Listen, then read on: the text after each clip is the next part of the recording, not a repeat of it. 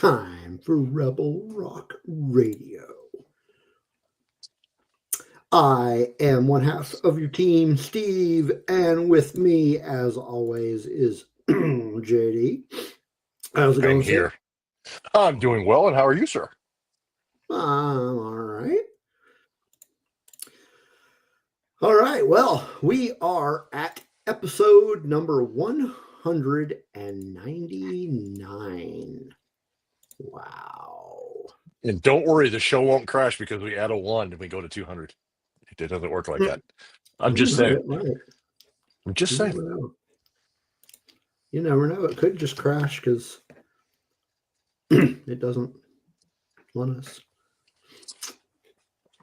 You don't like us, and you So, don't want us yes, to. today is 199. Tonight we will be talking about the legacy of Star Wars. That is, how has Star Wars affected pop culture?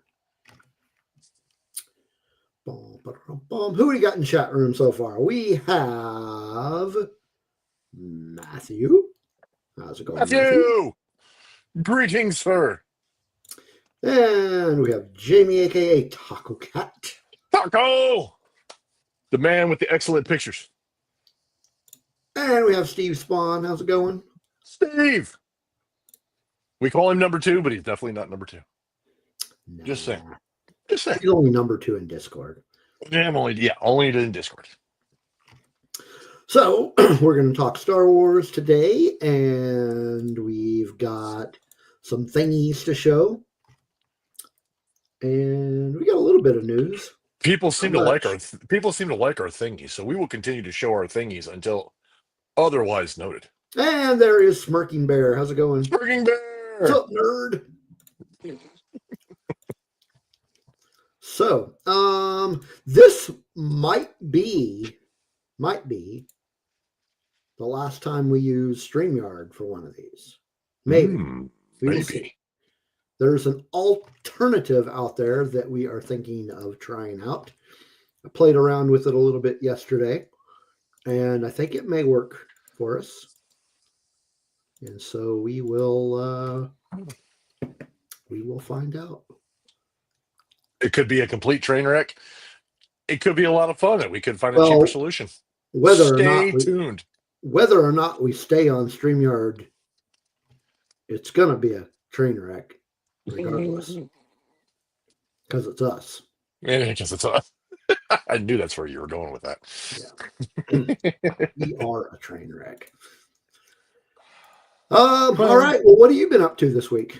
Man, still punching out the tens at work. The weather's gotten a lot better. Today was freaking beautiful for anybody who got to experience it.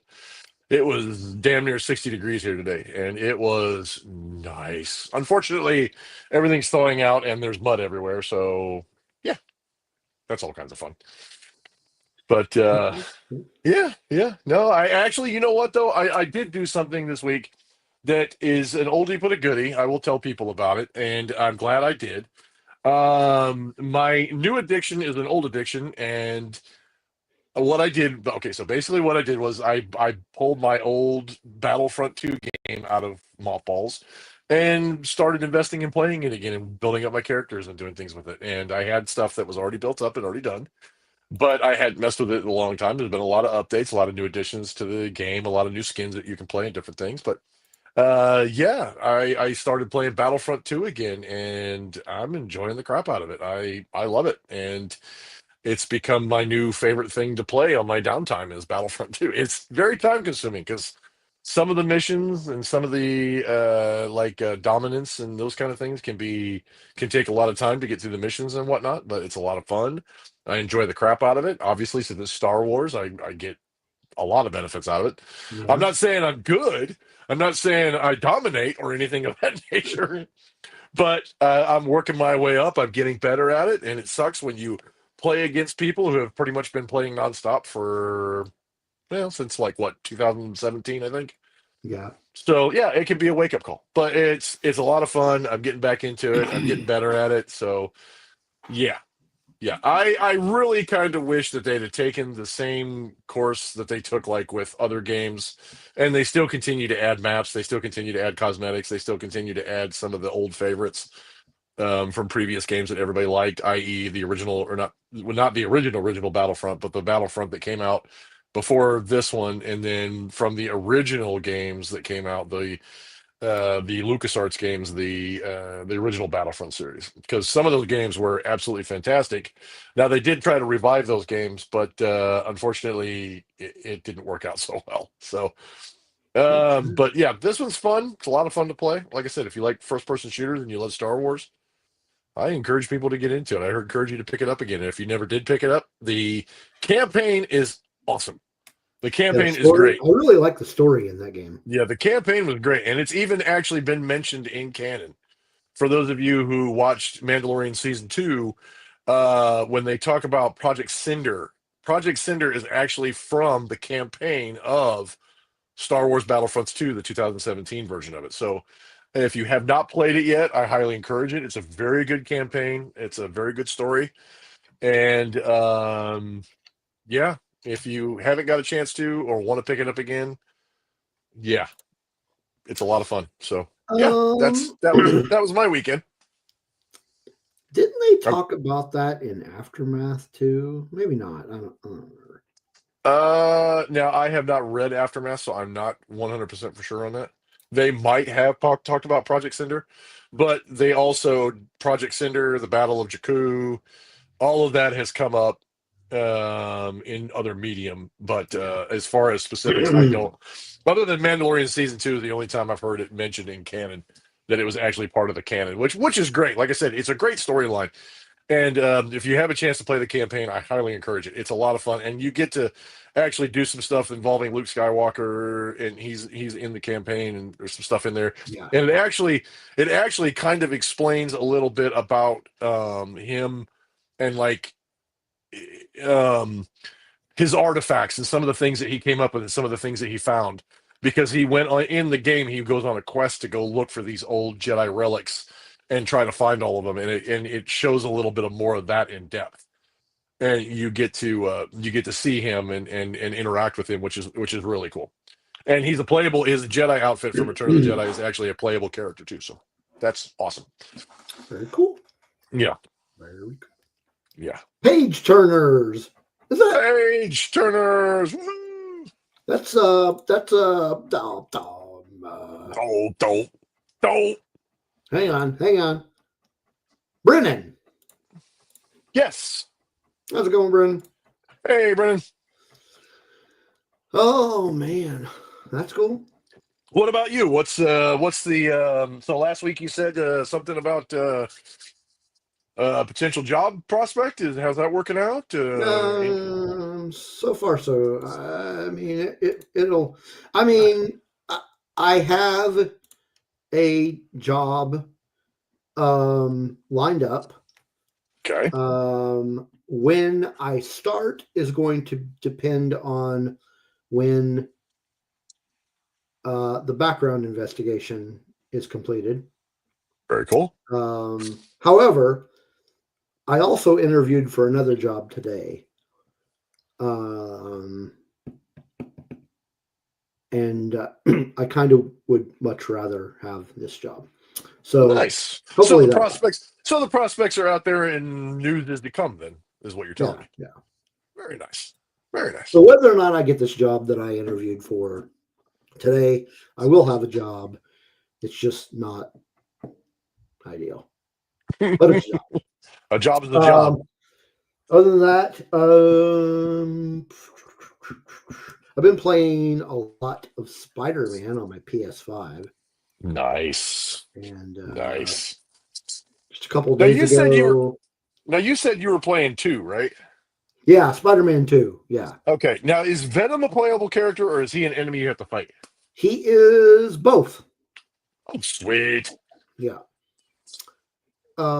It's a really good game. I finished the main story, but I still have a lot of side quests to do before I 100% it.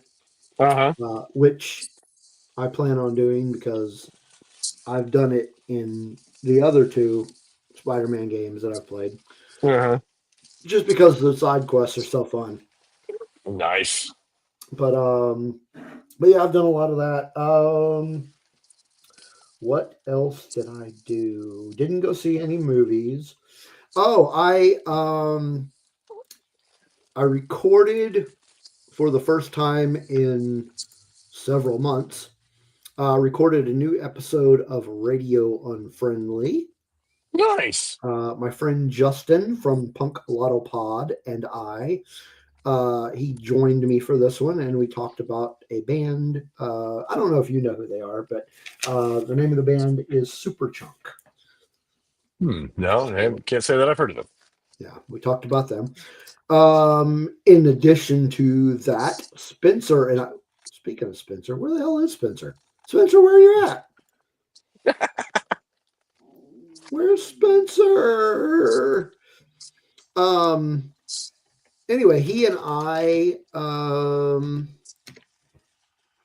he started up this new thing called Comic Den. It is a new podcast where I was able to catch some of that.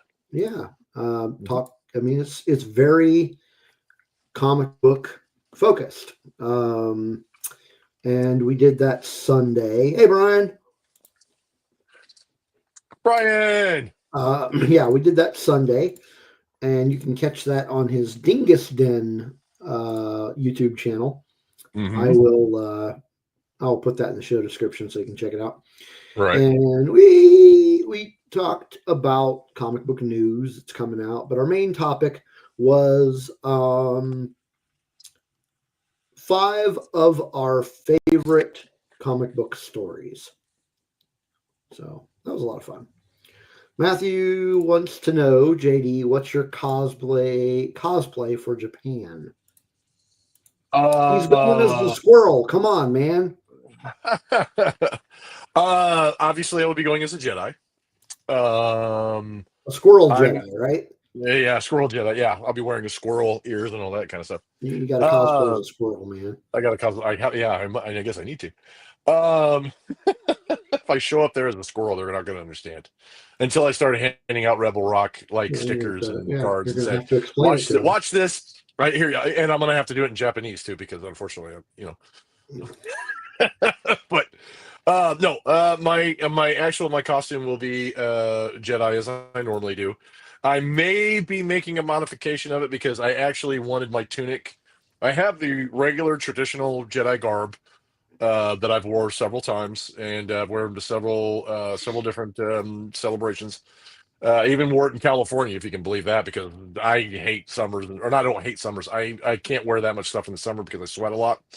And fortunately for me, in California, the weather was just enough that I was able to wear it every day that I was there. Got lots of compliments on it, had a lot of fun with it.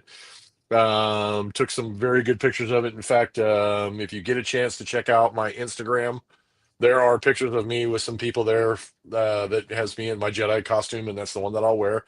I have a couple versions of it. I have the traditional Jedi garb, which is the Obi-Wan Kenobi, basically the Obi-Wan Kenobi, the tan tunic and the pants and all that kind of stuff, and the brown boots and whatnot.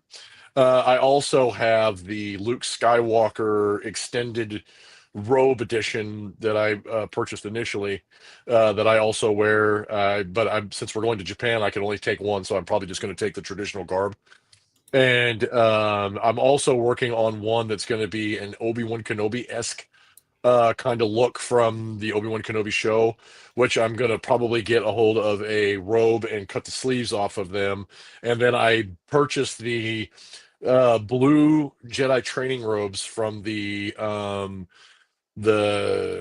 remind me here, Steve. The Star Wars hotel that they did that didn't work out. I actually purchased the blue. Yeah, I don't remember what it was called. Yeah, I can't remember what the name of the ship was called, but I'm sure you guys will know it in the chat. You guys will know what I'm talking about. But I actually was able Star Cruiser. The Galactic Star Cruiser Hotel and everything. I got one of those robes in my size, or one of the tunics in my size. I'm thinking about doing the cutting off the sleeve from the Jedi robe and just having the sleeve show through, because blue is my favorite color, and a blue tunic and the tan pants and the boots and all that kind of stuff. I'm thinking about doing that too. So I'm not quite sure which one I'm going to take or if I'm going to have time to do that before we actually leave, but it will probably most likely be a traditional Jedi-esque. It will be a traditional Jedi robe at the very least. So, and I build my own, I put together and build some of my own lightsabers, and I built some of my own I built my own lightsabers. I put them together and put the electronics in and stuff like that. So I'm going to be taking one of them with me. I'm not sure. I built one that actually has a new one that has blue in the handle, and it's kind of has the traditional katana yosobo in it, that has the Jedi symbol on it. I'm thinking about taking that one. Not sure if I'm going to yet or not. The biggest thing is just getting it through customs at this point. But I didn't have any problems taking my lightsaber and blades to England when I went. I actually carried my blade, and I put my my lightsaber in my carry-on bag. Hey, Spencer, and my carry-on bag. There was no issues. They didn't have any problems with it. Actually, there was a few people at the TSA that wanted to play with it after I ignited it and showed it to them. And yeah, so yeah, so it was a lot of fun. And so yeah, that's going to be my cosplay. And my girlfriend is going to be going as she'll be going as General Leia from Force Awakens / The Last Jedi. She's got the robes, she has the hair pieces already ready to go, and some of the jewelry, including the one nice blue and gold ring that she wears, and I think she even has the locator beacon that she was wearing for Rey. And yeah, so yeah, I could do that, Matthew. I could bring it in and show you some of my lightsabers that I've built, and some of the cores that I've put in them and things like that. I could certainly Sounds like that could be something for Patreon. yeah, yeah. Show you some of the ones that I've assembled and put together. Heck yeah, show you some of my lightsaber collection and the ones that I have. Heck yeah. I even thought about, I do have, for those of you who've played um, um, Star Wars Survivor, the Cal Kestis crossguard lightsaber, and I think I showed it on one of the shows. I even have his double-handed crossguard lightsaber from the game. I thought about taking it too because I like the crossguard and I like the fact of its traditional look. But I don't know. It's kind of big and hefty, so I don't know if I'm gonna. I don't know if I'm gonna take it or not. I may just take the one with just the Yotsobo on it, and put the electronics in it and take it with me. So, but we'll see. Haven't quite figured all that out yet, but we're looking at it. So for those of you that will also be in Japan for Celebration, I will not be there. But for those of you that will be, and just so you know, JD will not be providing coffee enemas at Celebration. No, I won't be doing that. I tried to talk him into it, but he does not want to. So. Yeah, if and Bear, yes, I've had people ask me, actually two different cosplays, and the Balin thing I don't know because he actually had a full head of hair and I'm bald. So I mean I can pull it off if I shave my beard down a little bit and that people don't mind the bald part. I could actually do it. The other one people have asked me if I would do is Captain Rex, older Captain Rex, because of the beard. Spencer, you are correct, sir.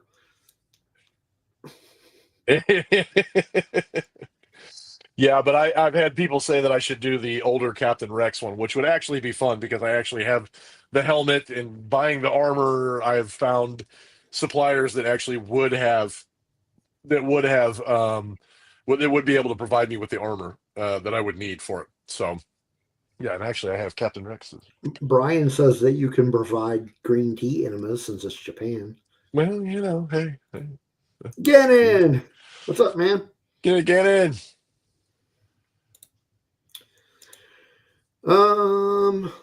Can we do our best Japanese impression during Celebration Week? I'll leave that to you folks to do. You have fun with that.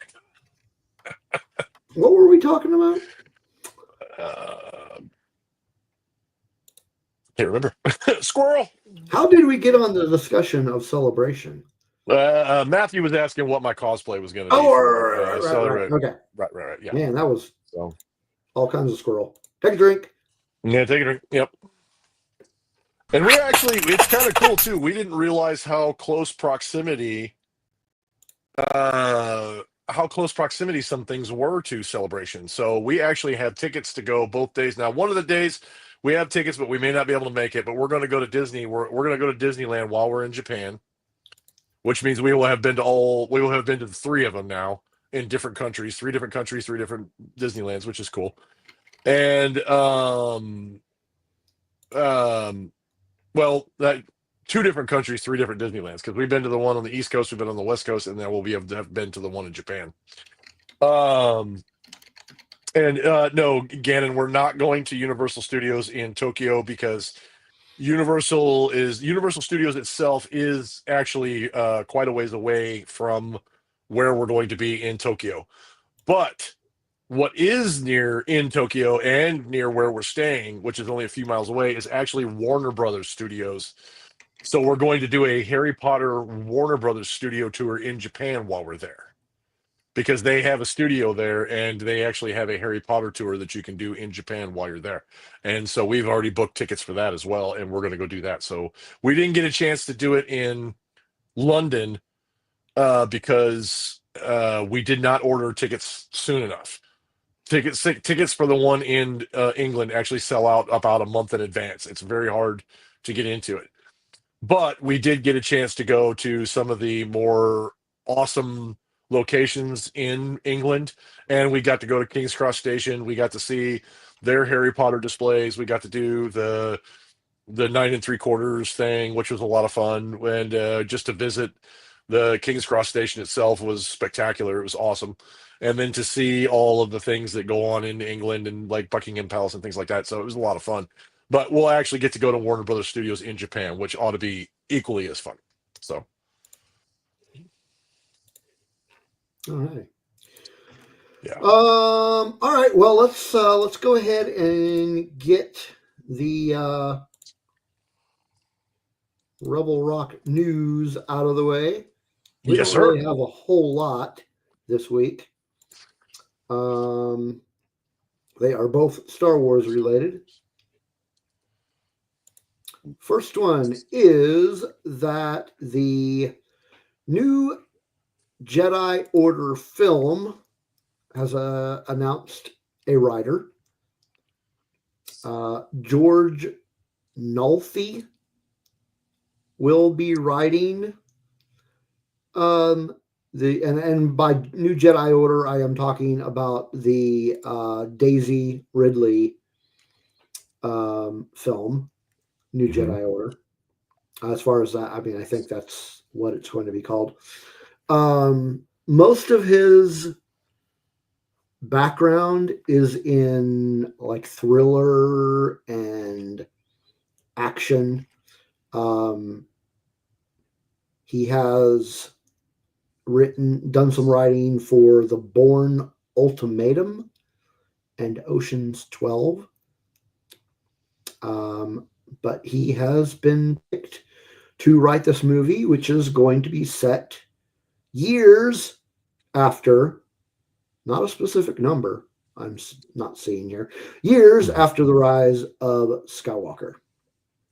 Oh, I'm So assuming that since they haven't, some of the rumors out there are saying that it's going to take place 15 years after the rise of Skywalker, which would make sense because as far as the plot goes, from what I have read, it's about Rey rebuilding the Jedi Order. So, yeah, I don't know. It just seems like it would make sense that it's going to be later in her life. well, the thing we have to, I mean, and you and I've said this before, Steve. The thing you have to remember is a lot of this is hearsay, and I would assume that since they are writing the story and they're still modifying it and going through the routine of it, I would venture a guess that we're probably going to get a lot of modifications and things are going to change, as they always do when it comes to Hollywood productions, when it comes to Hollywood writing and things like that. It always changes. The original story that they came up with, the concept, it always differs when it actually comes out and when you actually see it in theaters. And you can pretty much put a stamp in that because you can look at the original like titles for some movies that came out or different things. They always go through modifications. They always go through rewrites. They always go through some type of testing process and then rewrites and then reshoots. And then they always come up with some new ideas that make it even better. And I mean, it happens for every movie. So, and I just throw that out there for like critics who say, oh, well, that wasn't the original plan. Well, maybe not, but they always go through rewrites and it just happens. Yeah, we'll see. We'll see. Yeah. Next piece of news, we have a synopsis and a cover for what I am hearing is going to be the grand finale of the High Republic. I heard about this today. It is called Trials of the Jedi, and it will be written by the guy who started High Republic with the first book. I mean, Charles Soule. Nice. But the synopsis says, Trials of the Jedi sees the Jedi draw a line in the sand against Marchion Ro and the Nihil, preparing to show down with the would-be tyrant. After the Nihil's war on the galaxy has left the Republic divided. But while the threat of Ro is one thing, the threat of the Force-devouring creatures known only as the Nameless that Ro has unleashed on the galaxy are a crisis even more existential to the Order and Republic alike. And it goes on. But the cover, I'm going to share with you here as soon as I can get it. There we go. And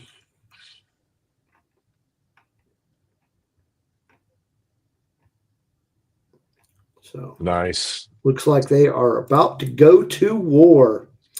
I'm thinking with 13 hours of flight time on my way to Japan, that might be a good idea to catch up on all the books that I have to read. Could be. Yeah.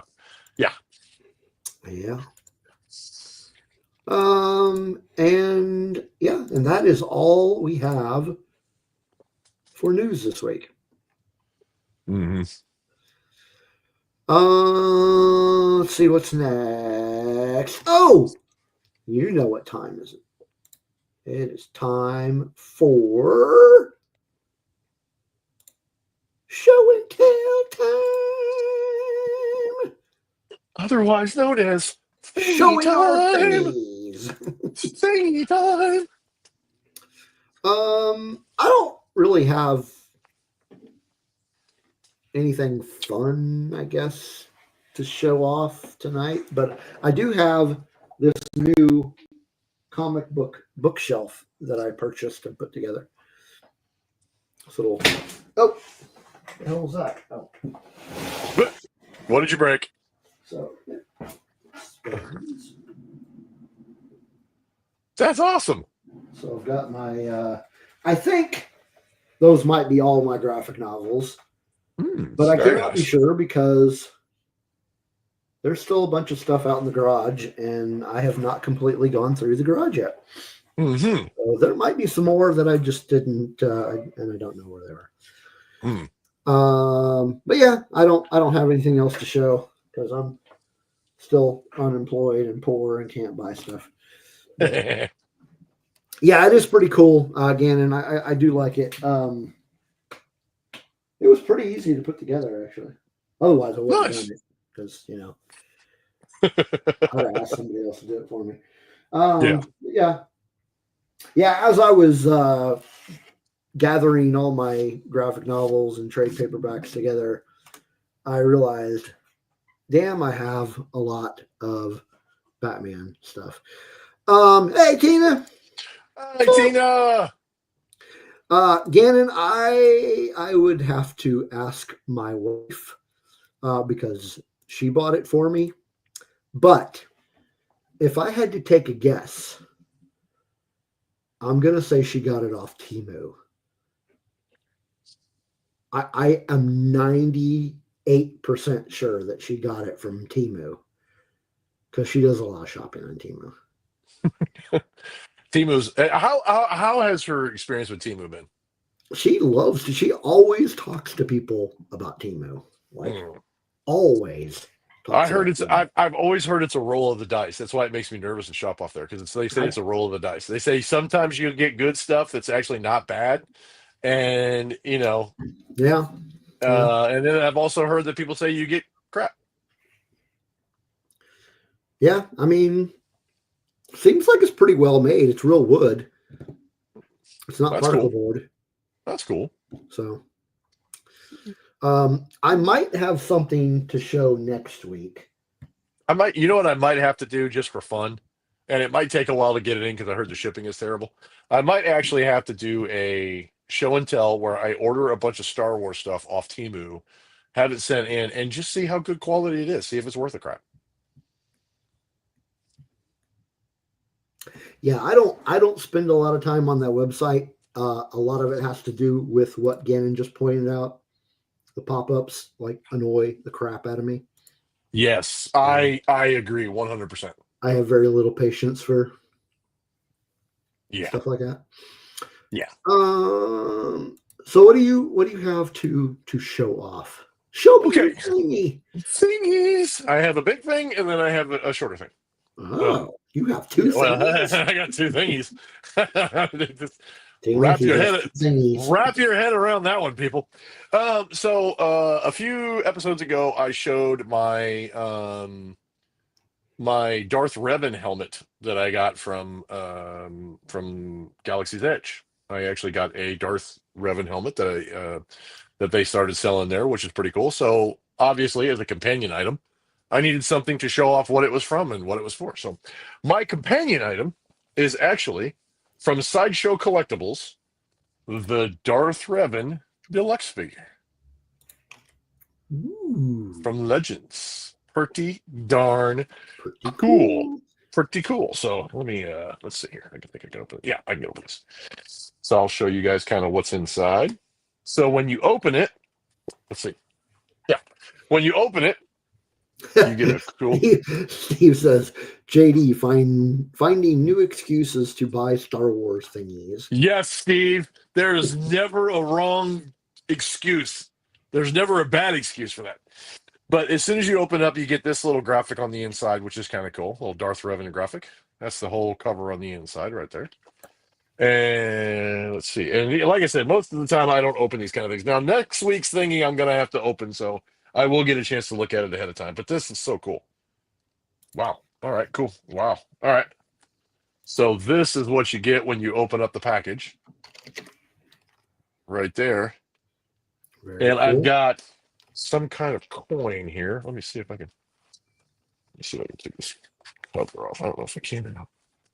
But you get both of his lightsabers, and you get. I think I don't know if I can get this. I think I'm gonna have to cut the tape on this. No, no, I don't. Oh, no, I don't. Hang on. I'm trying to be delicate here, people. Just calm yourselves. It'll be fine. There we go. Okay, cool. And I think I have a cape. Yeah, I do have a cape behind it. So, oh, dang it! I just lost a bunch of crap. Here we go. Okay, hold on. Time out. I lost a lightsaber,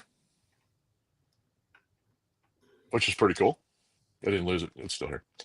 And then I was going to show you this coin that I got along with it. Set this here.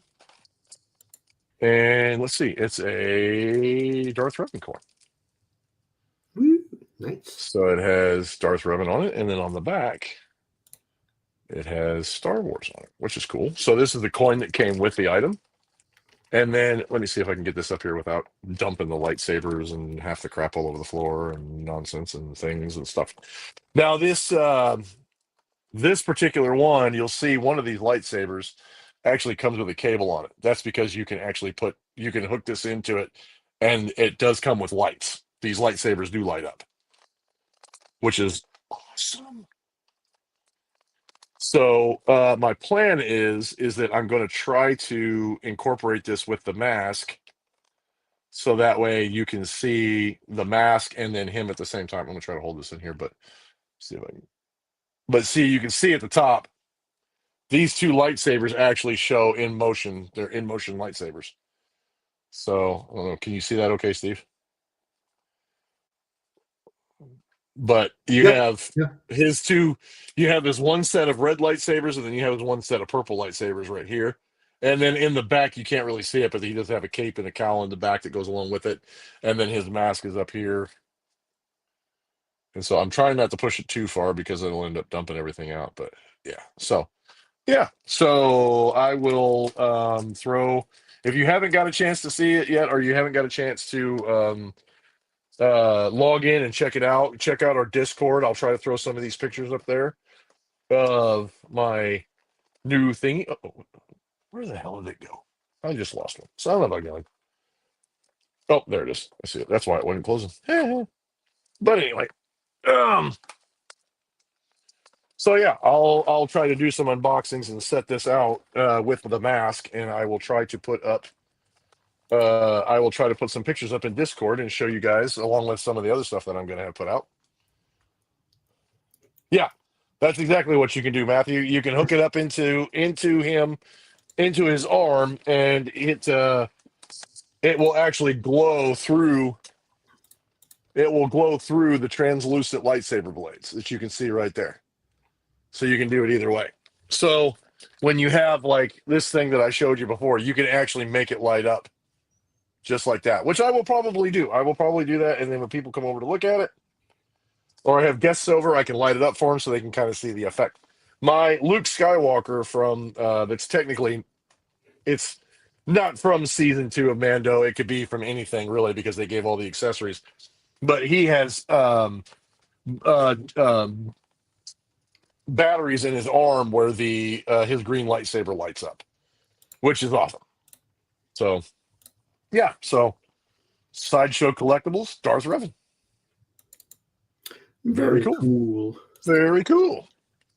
Yeah. All right. Oh, and I said a couple weeks ago that I was going to start doing these things. These are called affirmation cards that I got from Ashley Eckstein's website, Her Universe. And I said I was going to start reading these, but I hadn't had a chance to. So I'm gonna read one from Chir Imwu right here. It says, "I am one with the Force. The Force is with me. You are connected with all that exists in the universe. You are never truly alone through the Force." So, daily inspiration. And I got a whole bunch of these cards too, so pretty cool. All right. That was showing our thingies. That was showing our thingies. We just showed our thingies. All righty. Well, we have been discussing over on the Discord the idea of reorganizing our Patreon. Mm-hmm. Still discussing it. Not sure we're going to do it, but it might happen. But we do have a Patreon. And if you would like to financially support our cause, at the very least, we will get, barring any changes, you will get a mention on this live stream. So we will mention your name on the live stream, which is what I'm going to do now. Let's just get this out of the way. I would like to give a thanks to all of our patrons: Dave Brown, Chantel, Kelly and Chris Olson, Charlie Kirby, Justin Hensley, Matthew, who is in our chat room, Steve, who is also in our chat room, and our newest patrons, Funky S and Brennan. Thank you very much for contributing to our cause and helping us pay our bills. Thank you very much. Thank you, everyone. We really do appreciate you. We really do. Thank you so much for being contributors to the show. It does help pay the bills. It really does, and that's truly, really what it goes for. Is it goes to pay the StreamYard bill, which they jacked up insanely. Yeah. So depending on, I don't know when or even if we're going to make these changes, but if we do make these changes, depending on what tier you jump on, like right now we just have one tier, it's $2. And then Yes, it also will help fund the thingy bill. Where was I at? Okay, so depending on what tier you sign up for, like I said, you will get a mention on this live stream. You will get some free. Oh shit! Where are they at? Stickers. Oh, there they are. You'll get some You get stickers. some stickers. You will get some stickers. So there's the blue ones, and here's the red ones, and then here are the orange ones. Mm-hmm. Cool little stickers for your sticker collection. And then we have some early access content that we put out. And what I mean by early access is eventually it does show up on the YouTube channel, but our patrons get first crack at this early access content. We have a series called The Bat Cave, where we talk about Batman stuff. Mm-hmm. We have another one called Kryptonian Chronicles, where we talk about Superman related stuff. Mm-hmm. And we are planning to do one that is focused on Daredevil, which will be called The Devil's Den. So that is stuff that you will see. If you are a patron, you'll see it first on the Patreon. Eventually, it will show up on the YouTube channel, though. In addition to that, we will have some exclusive content for our patrons. Right now, as far as exclusive content, all we have is the Star Wars role-playing game that we do, where I am the GM. JD is our resident drug dealer. Pilot. Hey, Kim. Kim is in the chat room. That's everyone say hi to my Aunt Kim. This is my Aunt Kim. And yes, thank you for letting everybody know that I'm turning 1 year older on Friday. Thank you, Aunt Kim. I love you. I really do. I love you. But yeah, so that's so we have a few other people that join the Star Wars RPG, and we have a lot of fun. And I assume it's fun to watch. I don't know. Oh, it's hilarious. I'm If sure you guys haven't had a chance, it's hysterical because if you guys who are wonderful patrons, if you get a chance, throw it up in the chat if you've watched our Twilight of Akanta series and let them know exactly. I think it's a lot. It's a gaggle of fun because myself, and the 3 other players do everything we can to screw up Steve's storyline, and it's yeah, it's Easter eggs. It's a lot of fun. It's a little bit of fumbling. It's a lot of holy crap. Do we actually know what we're doing? It's a gaggle of fun. It's a good time. It's a lot of fun. So if you get a chance, if you have not got a chance to watch it to our Patreons, please give it a watch. Check out some of our episodes. They're a lot of fun, and we have just an amazing time with it. And for those of you who are not our Patreons, not only consider becoming one just for StreamYard build purposes, and you get access to that kind of stuff, not only early stuff, but you get exclusive content. And myself and Steve are actually going to be filming probably another one for the Superman ones. For those of you who don't know, myself and Steve do the Superman, the Kryptonian Chronicles. We've done one episode so far, but we've just both been not able to hook up and get everything done. But we are going to be doing we're going to be doing a review of Absolute Superman #1 comic book here before too long, and then we have the James Gunn movie coming out here pretty quick, which we're probably going to go to theaters and see. So probably, yeah, we will be. That's a definite, man. That's a definitely going to. So, and we'll probably be doing some type of review on that. So, yeah, But our Twilight of Akanta series, it's a lot of fun. We have guys who are experienced players. We have people like me who are complete amateurs. I'm learning. I'm getting better at it, but it's still fun to watch me fumble it around. So, yeah, it's a lot of fun. In addition to all of that, we actually have had a couple of suggestions for other benefits of being a patron. One was hosting a quarterly giveaway, and you would get an entry in that every month. Which we have a Hawaiian T-shirt that we need to give away. We do have the Hawaiian T-shirt we need to get away, but we can come up with other stuff if we're doing it quarterly. Mm-hmm. The other suggestion is to host an exclusive patron-only post live stream hangout.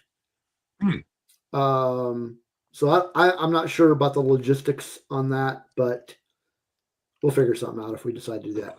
Yeah, that'd be fun. That'd be a lot of fun. Yeah.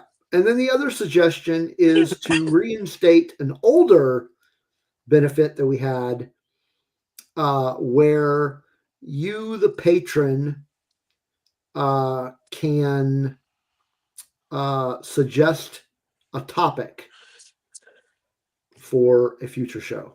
And we get some funny ones too. Yeah, we get some good ones. I'm going to ignore that. Spencer, there are no T-shirts. Although, what is it? What did we say? Say I personally put up that I would purchase 3 T-shirts to give away to people if we got to, what was it? Was it 350 or 500? I thought it was 500. If we get to 500, I will personally buy.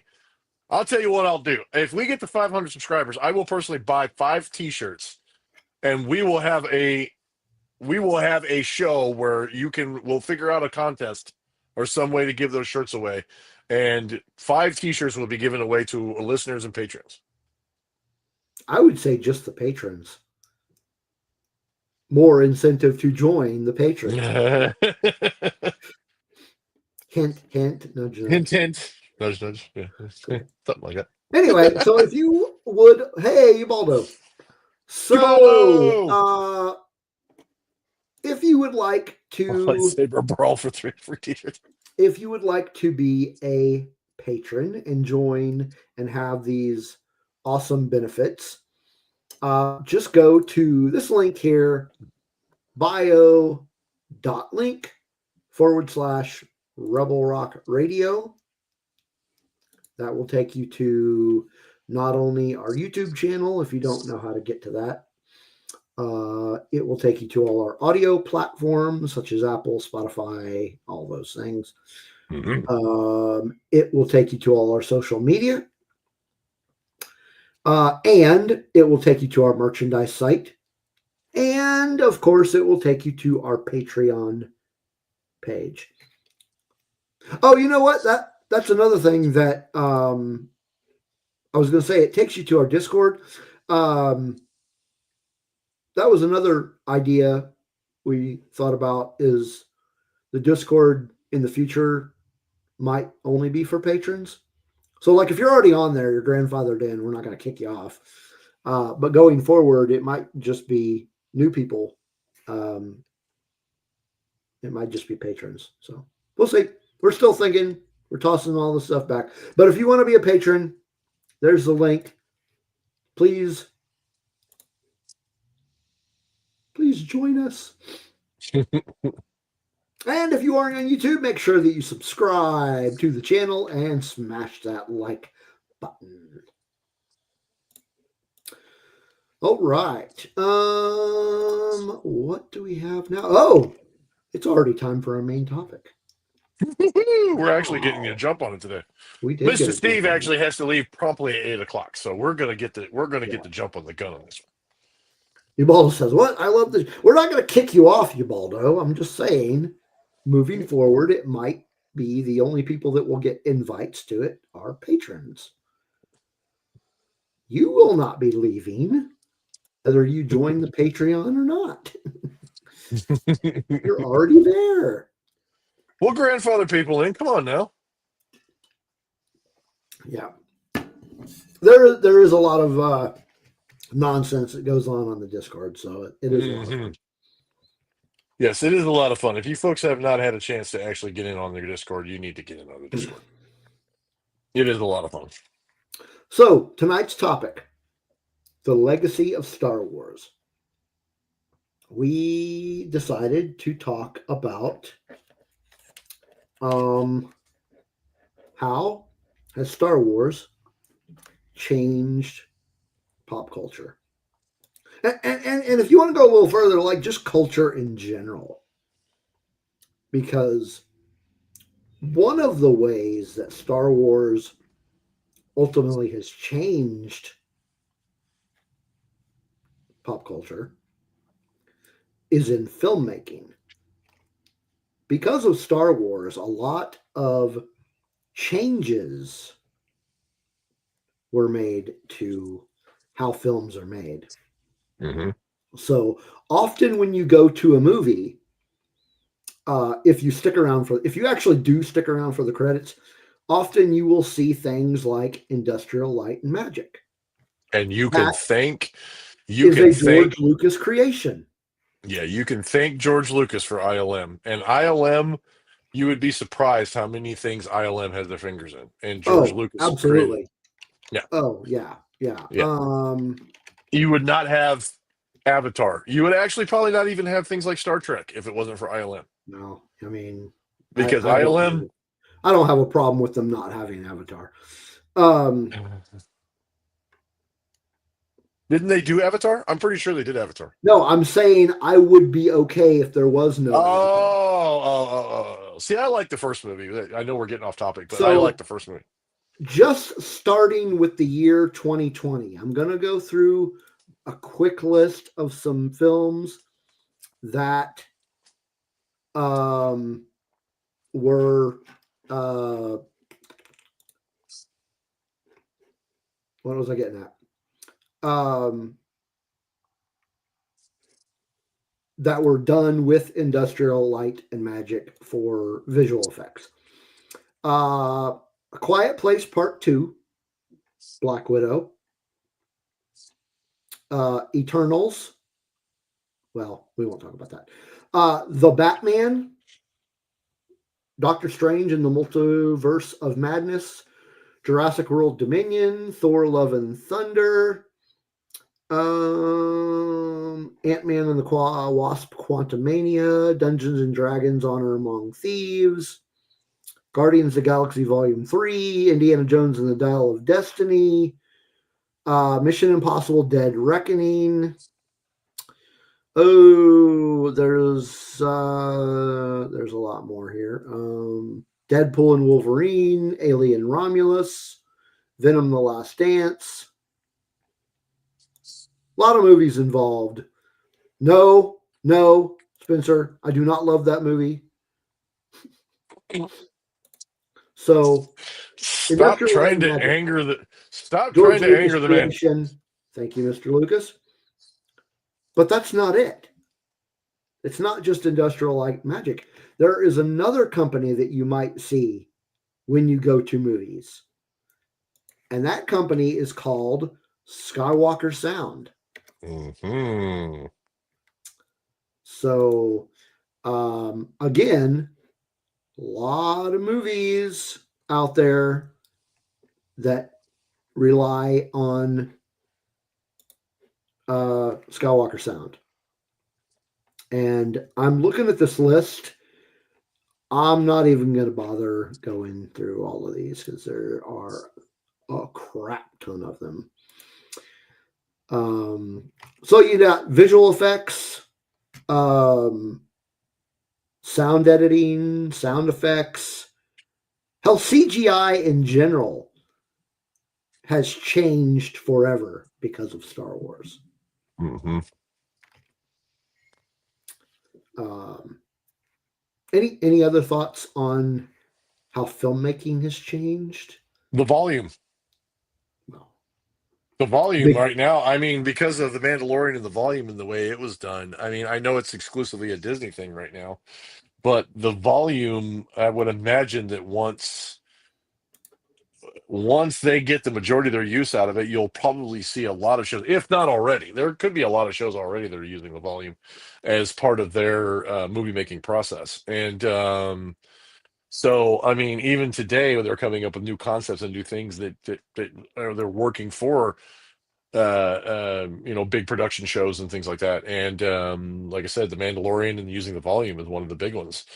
Yeah, I mean, Industrial Light and Magic have had their fingers in, I mean, some of the best, most loved, some of the most epic sci-fi CGI heavy dependent movies that we've seen. Even like the Terminator series, like Terminator 2 when it came out. I remember when it came out and we saw the T-1000 the first time. Industrial Light and Magic had their fingers in that, and or like The Abyss. And I know I'm kind of hitting heavy on like James Cameron kind of stuff, but those iconic movies, Industrial Light and Magic was a part of it, and George Lucas literally, it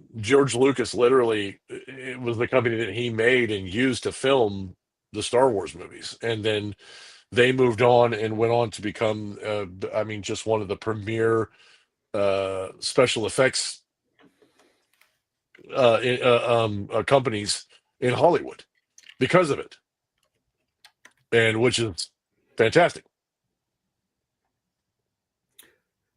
I feel like the idea of what a blockbuster movie is changed due to Star Wars. Yeah, and I mean, it definitely changed and it raised the bar Yeah, because I that's mean, what I mean. That's what I mean. yeah, I mean, even if you look at, and I have copies myself of the pre special edition and pre special edition of Star Wars, like Return of the Jedi.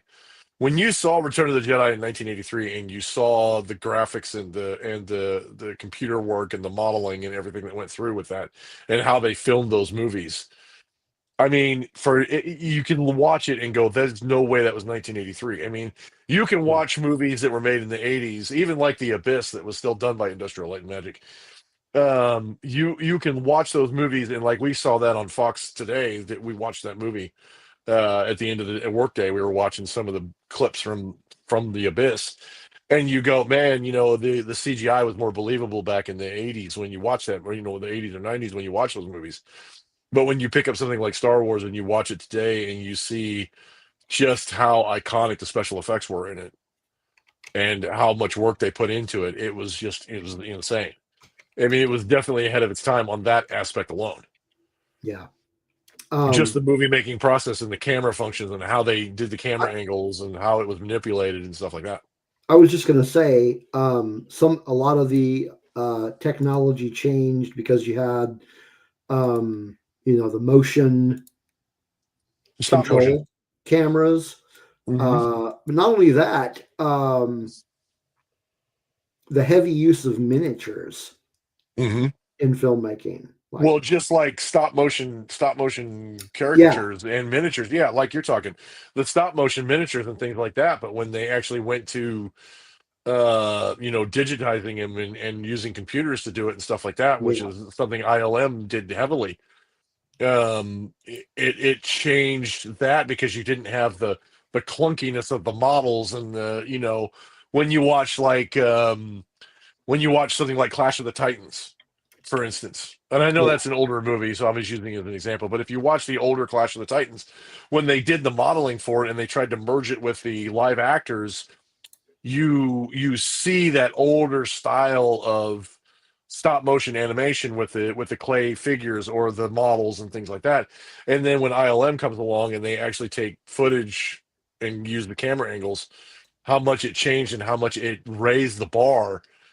I mean, that in and of itself is something that just set Star Wars aside and made it so iconic, which is great. yeah, absolutely. Yeah. Such a big change. I'm trying to think of other technology, like the ways technology in Star Wars changed. I mean, it really just like we said earlier, it really just kind of set the standard for blockbuster filmmaking, Hmm.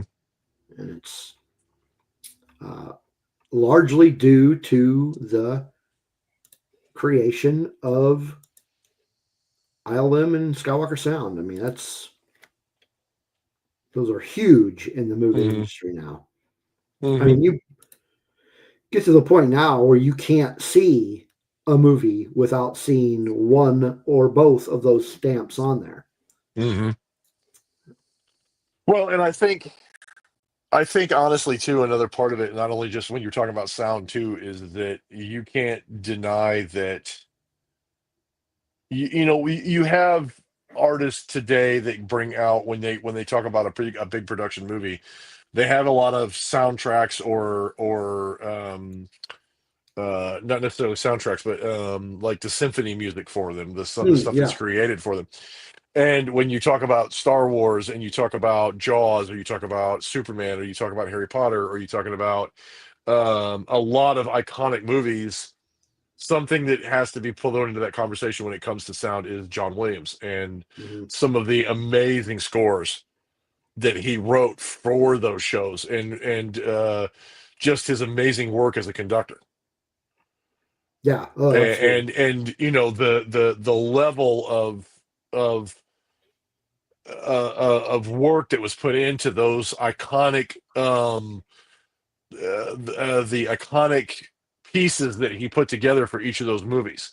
When you hear the Imperial March, I mean, Right. there's very Yeah. few people that don't know what the Imperial March is, or Yeah. even just the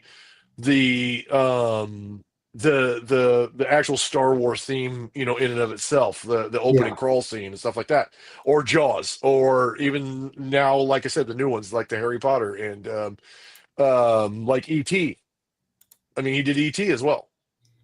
I mean, people know, it's that's something that's always amazed me about Star Wars. When you talk to people about like some of the newer stuff that comes out and some of the stuff that Disney has come up with as far as like the Ahsoka series and a few of those things, people actually recognize the actual symphonic pieces from John Williams or other people who've created them, and they say, "Oh, that's Ahsoka's theme, or that's Yoda's theme, or that's the Force theme, or that's this, and that's that, blah blah blah," and it's I mean, it's crazy that people understand that's what it is and they can recognize that just from the notes of the symphonic piece as opposed to like normal songs that you would hear on the radio and people going, "Oh, yeah, I recognize that song. I know who sings that song. I know who the artist is." But there's people who actually recognize the symphonic works of John Williams and other people like that. Even the Mandalorians, which John Williams didn't necessarily do. People still, when they hear that music, if you've watched the show, that's the Mandalorian theme, and it's pretty cool. And even I even kind of dare say that the Boba Fett theme has become known because there's not very many other shows that have had something similar to it, so it's unique. Mhm. But I mean, John Williams stuff back then in the '70s, the '80s. I mean, the man has literally been creating music for decades for these movies. And when it comes down to Star Wars itself, the fact that he's these iconic pieces that everybody knows, and you can play the Star Wars theme or the Imperial March, and people who may not necessarily be like huge Star Wars nerds like us, they know that music. And it's thanks to John Williams, it's thanks to Skywalker Sound, it's thanks to, people like that Yeah. that have worked on those projects. Yeah. And it has become so. You definitely not cannot deny the impact that John Williams' composition has done to movies. Mhm. Steve says, Superman theme, John Williams is a beast. Yeah. Yes, the original Superman theme. And actually, in the new James Gunn show, if you watch the trailer, they actually play a guitar riff version of it for the trailer. If you hadn't noticed that, you got to go back and listen to it. But it's like a guitar riff version of the original Superman theme, which is kind of cool. It's kind of neat. It's kind of neat. But yeah, Oh, I agree. I Danny agree. just brought up another point I hadn't thought of it in regards to sound, um, specifically like digital high fidelity sound, specifically for movie theaters. THX was developed uh, by a guy that worked at Lucasfilm. Yeah. Well, is it okay? So now his original piece that kind of broke him in was THX 11. Oh, 1183, wasn't it? Lucas himself. Yeah, his first Yeah. film was THX 1138. Yeah, and I was gonna say, didn't the guy who came up with THX sound, didn't he name it that in honor of that? Because he worked Well, with Lucas or something George to that effect? Lucas named the movie uh, um, after the guy who developed it. His name was Tomlinson Holman, and the name of the company was named after his initials. Okay. Okay. So I had it the other way around. But yeah, THX definitely good point there. Yeah. So, I mean, that obviously So, was influenced by production on Star Wars and Star Wars productions and things like that too. So, and there's Katie in the chat room. How's it going, Katie? hi, You Katie. were right. We mentioned that Yes, he. in Indiana Jones. Yes, 100%. And you can same thing. If you play the Indiana Jones theme, people know the Indiana Jones theme. I mean, Yeah. they know that piece. They know what it's from. I mean, most people do. I'm not saying everybody does, but for the most part, you can play that and people know where it came from, Yeah. Yeah. which is iconic, which is great. Yeah. Yeah. So Let me think. and I actually for my I'll give you a clue into my Apple playlist. I actually have many of the Star Wars themes, Indiana Jones themes, the Harry Potter themes all in my playlist for Apple. And sometimes when I feel like just listening to those types of classical symphonic pieces, those are usually the ones I do. That and Hans Zimmer. Hans Zimmerman makes some of the great ones too. Yeah, You know, that from doesn't surprise me at all. yeah. Another thing in pop culture that Star Wars, I think, had a big role in upping the ante, so to speak, in the movie industry, is movie merchandising. Merchandising. Merchandising, yeah. Action figures, collectibles, Spaceballs the novels. toilet paper. Spaceballs the flamethrower. Yeah, and yeah. Mel Brooks kind of poked fun at it, but there's a level at which like buying merchandise from a movie was not as big a thing. I mean, there were movies that they made toys from, but it didn't. I don't think it got as huge as it did until Star Wars started really digging into it.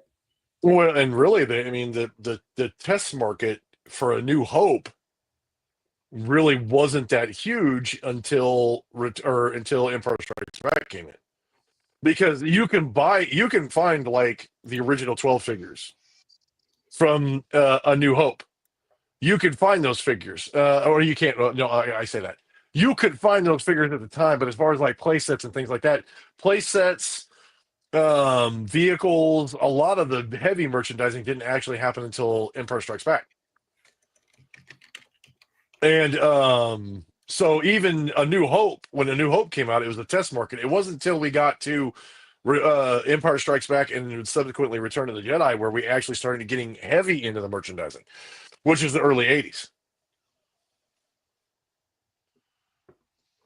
Now you're right, Bear. George made a killing off of the merchandise. Oh yeah, He made 100%. more money off the merchandise than he did from the movies initially, I think. Oh, yeah. I mean, I want to say this about that too, is that a lot of people today complain that what they're doing is over merchandising or they're just going in to sell stuff. Okay, let's be honest here. I mean, let's be 100% honest here. Companies don't do productions, they don't do things because they want to do it for free, or because they don't, they're just doing it out of the kindness of their heart. They do things to make money.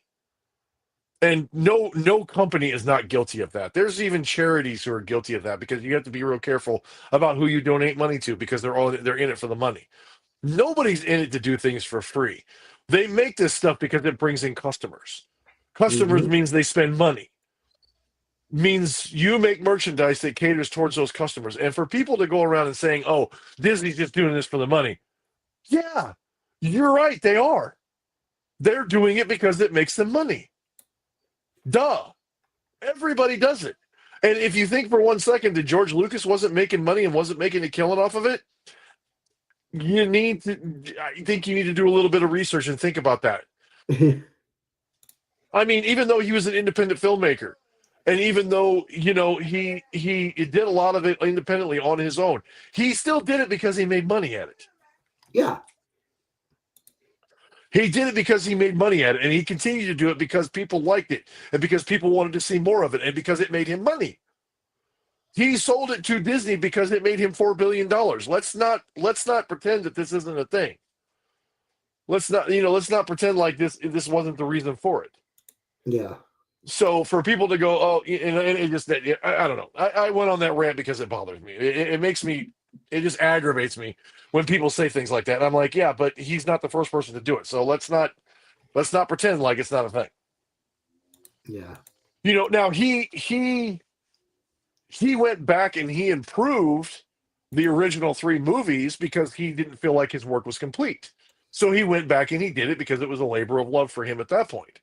And then when he went back to make the prequel trilogy, he wanted to complete the story.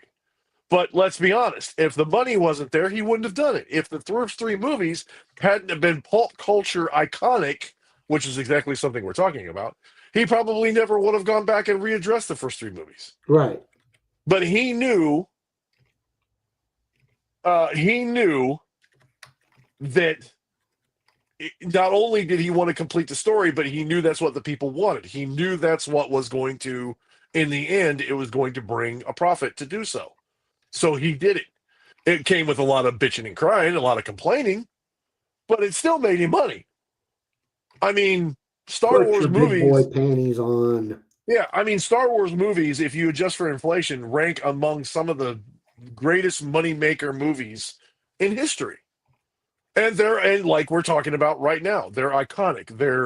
They changed pop culture. They changed the way movies were made. They changed the way movies were perceived. They changed the way that people actually did their movies. A lot of movies have caught an inspiration from Star Wars. A lot of movies mention Star Wars when they talk about it. Mm-hmm. You know what I'm saying? And Yeah. I mean, honestly, the success of Star Wars, if I'm understanding this correctly, and maybe Steve, you can correct me on this if I'm wrong, but people can really, Star Trek fans can thank Star Wars because the TV series for Star Trek lasted 3 seasons and then it went away. But thanks to the success of Star Wars and the success of sci-fi films, they decided to resurrect Star Trek, and Star Trek became a success because of it. Yeah. And I mean, that's not a bad thing. It's not terrible. I'm glad they did because I love Star Trek. Not as much as Star Wars, of course, but I still love the Star Trek movies. I like Star Trek. I like when they come out with new stuff. Yeah. And they've in their new stuff and the stuff that they came out with since then has been so iconic that it also has its own pop culture following. Yeah. I mean, for crying out loud, Star Trek brought up its own language, but thanks to the success of Star Wars, they decided to resurrect Star Trek and bring it to the big screen, and it made millions on movies, new TV series, product lines, you name it. It did well. And I really, honestly, I mean, people can argue with me all day long, but you can thank Star Wars for that. I'm just saying. Yep. Absolutely.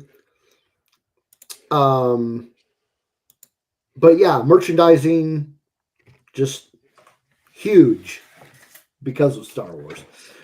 Now, interesting that you did bring up Star Trek. I was gonna actually touch on this later, but we'll just go ahead and jump into it now. The impact that Star Wars has had on just fandom in general. Mm-hmm. I mean, you had Star Trek conventions, but look how huge conventions are now Mm-hmm. because of Star Wars conventions and fan movements and online communities Mm-hmm. and the influence that Star Wars has had on cosplay. Mm-hmm. It's just huge. Matthew says you can thank Star Wars for that. Should be On a t-shirt, in. on a shirt. He followed Oh, up with okay, on a okay. There shirt. you go. On On a shirt. shirt. Yeah, Good idea. Maybe we should make those shirts. yeah. Yeah, you can thank Put Star them Wars on for our that. Yeah. merchandise site on our merchandise site. Um. Yeah, and I mean, I we can thank Star Wars for the sci-fi slash science fiction opera, slash fantasy slash slash whatever you want, however you want to call it. I Yeah. mean, George Lucas defined it as one thing, but the thing about it is that these type of sci-fi movies, these sci-fi fantasies, these fantasy operas, these types of movies, and I'm talking, and like I said, we're talking like early '80s, late '70s, early '80s movies. We're talking like Battlestar Galactica. We're talking like Buck Rogers. We're talking Star Trek. We're talking Star Wars. We're talking all those things. All the Star Wars, in my opinion, the success of it is what really kicked it off to the point where it became mainstream, and Hollywood and TV and places like that could not ignore the fact that people wanted to see, sci-fi style stuff and spark their imagination. And we can talk about how Star Wars sparks imagination for kids. I mean, I'm sure every one of us has a story from our childhood about what we used to do and how we used to reenact Star Wars. I got a bunch of them. But successes of Star Wars, Star Trek, Battlestar Galactica, different types of sci-fi TV shows that came out, like Dune, even Dune, the early versions of Dune, the early versions of movies like Dune, all those kind of things really sparked a thing where, like, for me in high school, because I liked these kind of things, because I was so into them, like the Supermans and the Batmans and the Marvels and the Mhm. Star Wars and Star Trek and all those kind of things, because I watched all these shows. Back then, being a nerd meant you probably got beat up in high school. But as of today, there's such a great there's so many great communities. There's such a great groups of people out there that like each one of them. And just because you like one or the other, I mean, like I said, I love Star Wars, obviously. I mean, I love Star Wars, but I love Star Mhm. Trek too. I love Star Trek. I love the themes. I love the stories. I love Captain Picard is one of my favorites. I like Captain Kirk. I loved the Deep Space Nine. I loved the crew of the Voyager from Star Trek Voyager, Captain Janeway, Tuvok, Seven of Nine. All those characters that we've seen in Star Trek, all those things have become so popular over the years that Hollywood and different things had to change their mode of doing things because they became so popular, because that's what people want to see. But that drew in the crowds. And now, like you said, now we have entire conventions dedicated to it. We have entire cons that will either cover every genre of it, from anime to sci-fi to science fiction to science opera to Yeah. whatever the case may be, to historical science fiction, which historical science fiction is kind of fun too. To specific ones like Star Wars Celebration in Japan that's been going on for years. People dress up as their favorite characters and they go out and they do reenactments and they have a lot of fun. The Running of the Rillwell Hoods, if you've not seen it, it's hilarious. And if you don't know what I'm talking about, you're probably not a Star Wars fan, or you need to watch some of the previous videos, because the Running of the Rillwell Hoods is just hilarious. To see it at Celebration and to watch it is a lot of fun. It's so much fun. But there's, I mean, the creative costumes that people come up with, the different types of cosplays and what excites them about that. And before the Mandalorian was even a thing, if you were able to go to the Celebration before the Mandalorians, the Mandalorian TV show was even a thing, there were entire societies of people and cosplayers that did the Mandalorian marks just based off of like Boba Fett and the stories of Boba Fett from Legends. I mean, that inspired a whole group of people to come up with different types of cosplays and different types of Mandalorian-based outfits and different things, just based on like Boba Fett, Yeah. which is awesome, which is great. And I'm glad that now we actually are getting stories that deal with the Mandalorians and their history. I mean, that's freaking outstanding to me. Yeah. But yeah, like you were asking earlier about my cosplay, heck yeah. I'm not gonna lie. I got a white beard. I'm an older guy, but I will dress up 100%, and I will go to these cons to have fun because it's an escape. Because I did it when I was a kid, and now I do it. I do it as an adult because it's an escape. It's something fun. It's a fun hobby to mess with all of my different things, to shape them and put them in different situations. And it kills me that I'm running out of room for everything. But I still try to find ways to incorporate it and to put things into it. And yeah, so and some of this stuff is, I mean, some of this iconic things that I have are from celebrations, are things that I've picked up from dealers and things like that, and I enjoy it. Yeah. Where was I going with that? Squirrel. that But yeah, I that mean, also if you're no, go ahead. Smirking Bear brought up a very good point too. He says, watch JD fight a Sith cosplayer at Japan Celebration. I actually did that in London. I did that w- um I did that in California. California was the first time I actually wore my Jedi costume, and I had some amazing interactions with people. I actually have pictures that I could show people from it. I need to post them up. And that might be a pre-Japan trip kind of thing where we can do a show where I can show some of my previous pictures and show and talk about previous celebrations, some things about them, or something I can show when I get back. But I've had interactions with people like R2D2 droids where I was dressed as a Jedi and did different things. I've had interactions with some amazing people that do cosplay and like do a simulated battle with the Sith and things like that, which is fun. People are there to enjoy themselves, to have a good time, to express their cosplay or to express themselves and their love for Star Wars. And it's so much fun. And this is literally 2027. This is something that was brought up when we were talking about Star Wars Celebration and cons and Comic Cons and things like that. 2027, for those of you who haven't realized it yet, is going to be 50 years of Star Wars. And for me, that's cool because I went to 2017's Star Wars Celebration in Orlando, Florida, where they did the 40th anniversary, and we got to hear John Williams play. We got to be there for all the people that came in and told their stories. Warwick Davis, all the people, all the actors, and everybody that came in from the original trilogy and got to tell their stories about Star Wars. And with any luck, I don't know where 2027's celebration is going to be, but I'm sure I will make plans to be there, and I will actually get to see the 50th anniversary as well, which will be amazing.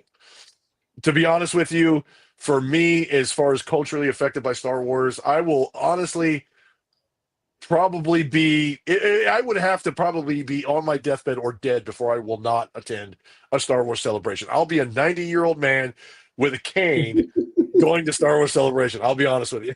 that's going to be me. I'll be that guy. And I don't give a damn. I don't care about being doing that stuff to the point where it's like, makes people like, oh, you're a grown up. You shouldn't do that. Nah, to hell with that. Go have fun with it and do it. And if for those of you in the chat who have not made it to Celebration before, you really need to attend one sometime. At some point, Yeah. make it a point to go to a celebration. You will not be disappointed. It is so much fun. I actually had celebration a separation anxiety because I have so much fun when I go to the celebrations and talk about Star Wars so much, and then when I have to go home to my regular life, it sucks.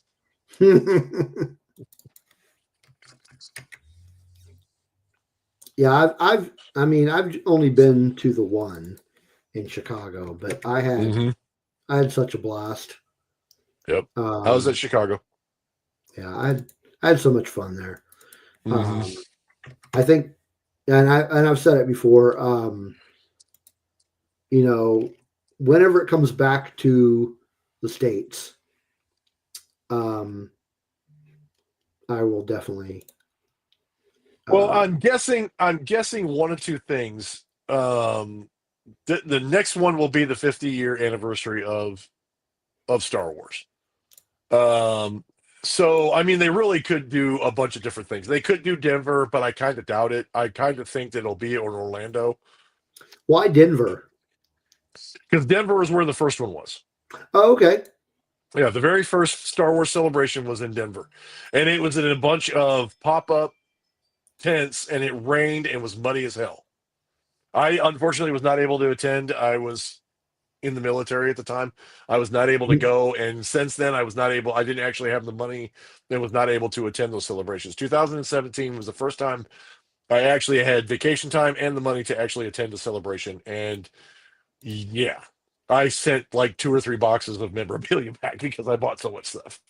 It was kind of crazy. Texas, actually, Matthew, Texas would be awesome. I would love Dallas because then I could drive there and it would be fantastic. If it was in some place like Denver or Dallas, or they've even had it in my home state of Indiana in Indianapolis, which would be awesome as well. But I'm guessing that since they now have Galaxy's Edge open in both Orlando and in California, that most of your stateside celebrations, unless there's just something special going on, will probably either be Orlando or California. That's just a guess. I don't really know that for sure. If it's in New York, I mean, I don't know if I'll attend that or not. I really don't. Yeah. I can't see that being the case, but who knows?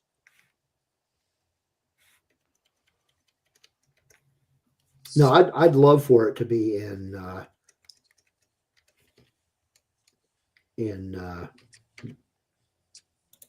Dallas. Dallas. Yeah, anywhere in Yeah. Texas. Yeah, it'd be Yeah, fine. Dallas would be fantastic because then it would be not very expensive to go, and I could buy whatever I wanted from, Yeah. which is sad to say. I mean, be honest with you, No, or not. Because I mean, I literally like when I was in California and in England, I literally looked at stuff and I said, I'm on a budget. I have to watch what I buy because we have to ship it back. And I lost yeah. I lost a really good deal on a life-size Yoda from Sideshow Collectibles because I did not want to pay the shipping cost and send it back from England, which sucked so bad.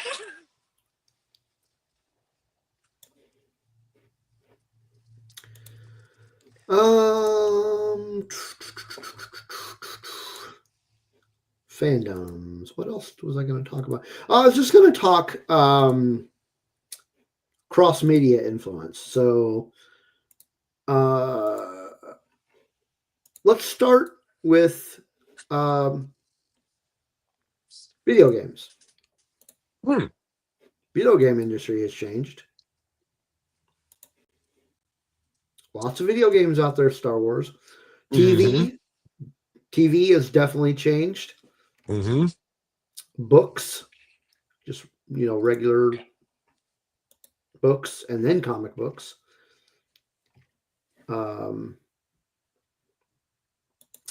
But I agree, Barry. You missed on the life-size Yoda in the background. Yeah, you did. I'm not saying that if one ever comes up again, that I won't try at least to get it. So it may be a thing in the future.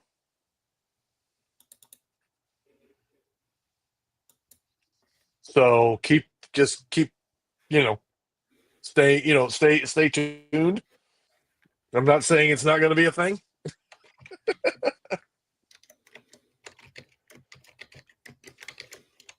What's he talking about?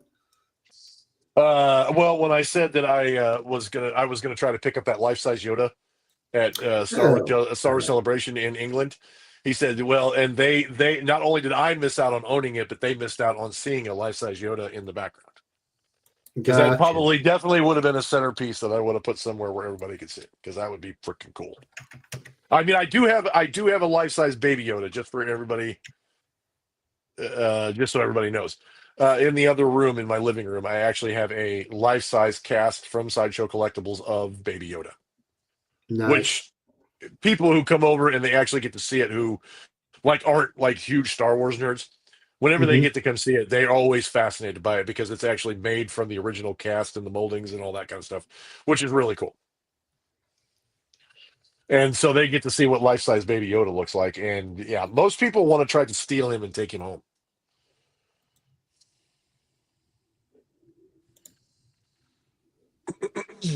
Cool. So, books. I was going to say books specifically. Mhm. A lot of differences in because I mean we can talk um, Legends books Mhm. Well, and I think, because go ahead. no, go ahead. Well, I think where I think the Legends, and I don't know if maybe you were going to touch on this, but I think the more specific thing about the Legends book is that when we didn't in what we call the Dark Ages, what we refer to as the Dark Ages, Mhm. the story and the universe of Star Wars was continued because of the use of the Legends materials. And I dare say, and I don't know, I mean, because like I was going to say this about video games too, but books and video games have always been one of those things that have tried to touch on, like develop specific types of genres that go into video games that you only find in video games, and then some of them later get developed into movies. Now, unsuccessfully sometimes, but they do get developed into movies later down the road. So there's been a lot of franchises that have come up because of video games, like Resident Evil, Tomb Raider, Doom, even Halo now. Even with having the Halo TV series. Now, I don't know what you thought of it, and honestly, I'll be honest with you, I have not watched the Halo series. So, and I did play the original Halo a long time ago, but I have not played a lot of the expansions since then. But even like Halo, it sparked its own TV series, and things like that. Yeah, I think where Star Wars got into it is taking movies that are beloved like Star Wars and then creating video games that allow you to step into that universe effectively. And I don't really know that Star Wars did that exclusively or that they were the first ones to do that. But it's been such a big thing for people to take the TV shows and movies that they really like and being able to translate that into video games. And Star Wars is something that's done that I would say pretty effectively with the like the Battlefront series, the Force Unleashed series, the new more recently the Jedi Survivor series has become real popular. But back in the day, things like Jedi Outcast was real popular. Even something as simple as like games based on Episode One, where you did the pod race series and things like that. I've always heard people enjoyed those when they came out. So adapting video games to movies is definitely something Star Wars was at the forefront of because being so culturally popular.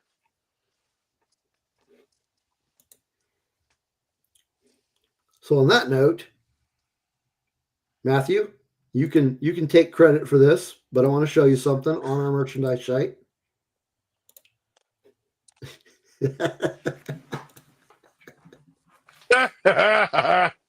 That's awesome. That's awesome, Matthew.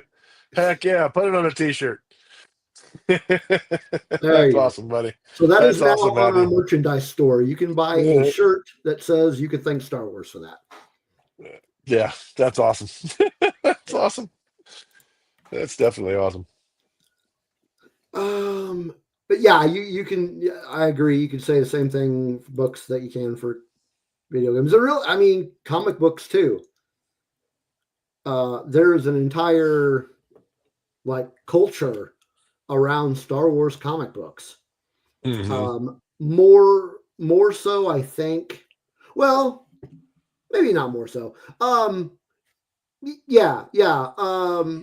The legend stuff was really popular, and there's an entire culture around. Well, shit, not even just in comic books, but like legends in general. There's an entire culture of Well, people that, okay, a lot of it is negative, but you know what I'm getting at. There's just an entire well, culture not centered even that on it's that. not even that it's so much negative because okay, so I mean, a lot of people were upset when Disney canceled when they canceled the EU. Well, I mean, let's be fair. A lot of people were upset about that, and it had quite an impact because for some time, let's be honest, that was really what kept people going and what fueled the love for Star Wars was people's ability to pick up a book and read more into the Star Wars universe. Hmm. So I get that. I really do. I get that. And let's be honest, Disney has listened to uh Disney has listened to the fans as far as that goes and how upset they were, and they've tried to do a lot as far as include EU material into some of their new stuff that they've put out. And most notably things like Thrawn, for instance. I'll just throw that out there. They brought Thrawn in to Rebels, and he was exclusively an EU character, and they brought him into Hmm. Rebels. They were listening to, they listened to the fans on that. Now, as far as comic books are concerned, I think, the establishment of things like the DC and the Marvel universe being around for so long, it's great that Star Wars branched into that. Now, how much they, as Star Wars, influenced the comic book universe, I really don't think there's much of that. I think they broke into it because there was such a following of people that love comics and were so into comics that they decided to bring Star Wars into that and use that to help continue stories and help fuel the background stories because there was such a strong following in the comic book era, but also probably to get more people into looking at comics and trying to excite the comic universe, Yeah. which I think is great because there's very talented people when it comes to comics. I mean, thanks to Steve, I've been looking at a lot more comics and doing and kind of revisiting some of the comics that I used to look at back in the day. Even when I watched your Comic Den show the other day, and Steve or Spencer brought up the Crow comic book. I need to find that because it's been so long since I looked at it. I need to find that and bring it out and put it in my collection of comic books that I have out in front, and readdress some of the roots of the comic stuff that I used to look at, like a lot of the Dark Horse, the Crow, the Witchblade, the old Marvel stuff, Age of Apocalypse, my collection of stuff that I have from the Death of Superman, things like that. I need to revive a lot of that stuff and look at that and that kind of thing. So I think Star Wars branching into the comic universe, I think more was a help to them than anything. But they felt like there was enough of a following there that they could branch into that and bring stories in there that would affect the canon and affect the Star Wars universe, which is great. Yeah. I think it's a good avenue to approach. And I hope it never happens, but I think if they decide one day that they've oversaturated the Star Wars market and they decide to back off a little bit, I think where you will find the continued adventures of some of your iconic and favorite Star Wars characters or even new ones will end up being books and comics. Yeah. Because a lot of your grifters who I are mean, hateful about it are not going to branch in off into those because there's not as much money or as much clout to be made by insulting books and comic books. that's what we turned to when we didn't have any Star Wars. We had books and comic books. That's it. The Dark Times was literally books and comic books. It was Oh the yeah. EU. I mean, really, the Dark Times was the EU. Yeah. I mean, let's be And honest. I personally dove more into the comic books than I did the books themselves. Mm-hmm. There are still uh there is still a large volume of EU books that I've never even touched. Mm-hmm. Um, But at the same time, like you said, as far as how iconic Star Wars was when it affected that, who's to say that the continued adventures of the Star Wars universe and expanding the Star Wars universe didn't bleed over into things like Star Trek or into other TV shows that maybe they weren't able to continue the series on TV because it wasn't profitable, but they were able to write books to continue those adventures. so Spencer, I want to answer your question, but I'm not sure. What do you mean by tie-in books? Oh, I mean, as far as I'll bet. Well, I'll let he'll probably answer in a second. But I mean, he probably means like books that tie into the main storylines of the movies. Okay. That's what I'm guessing. Spencer, correct me if I'm wrong, but I'm guessing that's what you mean. If that is what you mean, then I would. Okay. He says he looked into his answer, and Star Trek looks to have more. Hmm. That wouldn't be surprising, but I would almost be willing to bet money that during the EU period, Star Trek or Star Wars probably had more during the So I just EU did. time period. Here's what I just did a Google search for how many Star Wars Legend books are there. Hmm.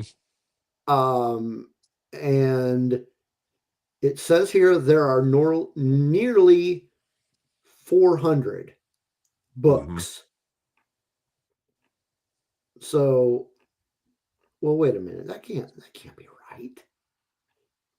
I thought it was closer to 200, but maybe now that Disney's taken over, they might be down to like 400 books Yeah. because they have written a lot of expansion universe books. I mean that number seems really high. I don't. Hmm. Yep. I mean, I It's, guess I don't know. I guess it could be, but yeah, I mean, it very well could. Let me see here. Star Wars EU books.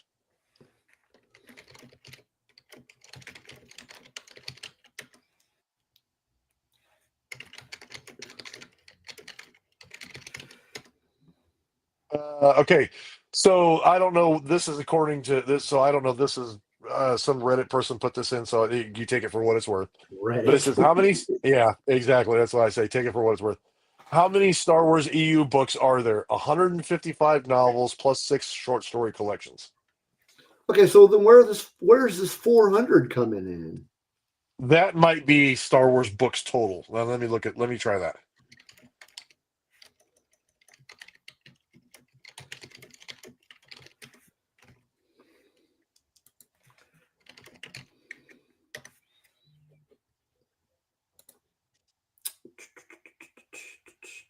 It says the list of Star Wars books is long. All Star Wars books put together make for 381 books, Maybe that's where they're coming up with it. Yeah. not including comics and other media like short stories, collected Oh well, stories, yeah. and I mean, secret if you history put comic publications. books in there, geez, that's Well, I mean, if you just add comic collections, yeah, you're probably getting to the over 400 mark.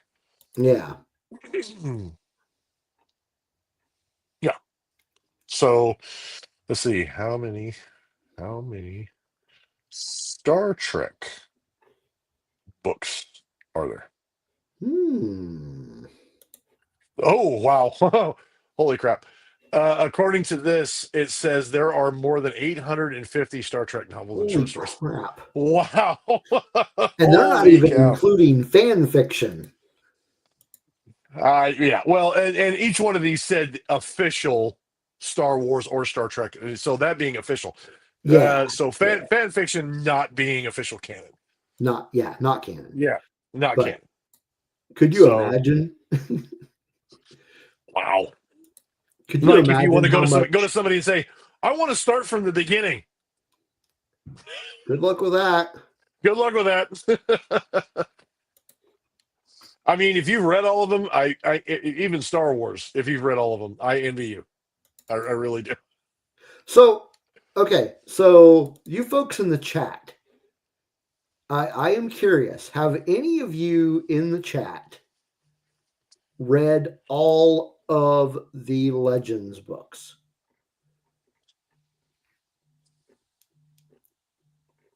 Um, or has anybody in the chat read at least 50 of them? Hands down. Anybody? Anybody, Um, anybody there, anybody alive? yeah, I Um, can I can tell you with without even having to think about it, I have not read. I can guarantee that I have not read 50 Star Wars books. Mm-hmm. Um, I know a guy that religiously did read them, and he continues to read them. And I so even got a collection of some of them here. somebody new popped in the chat room. S9 Empire goes to the grocery store. What? Never heard of that one. That's a new one. What? Return to the Chinese food place is my favorite. Okay.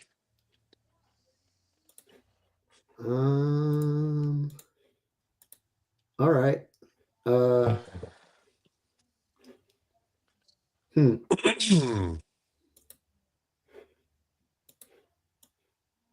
What? Return to the Chinese food place. I'm pretty sure he's kidding. No.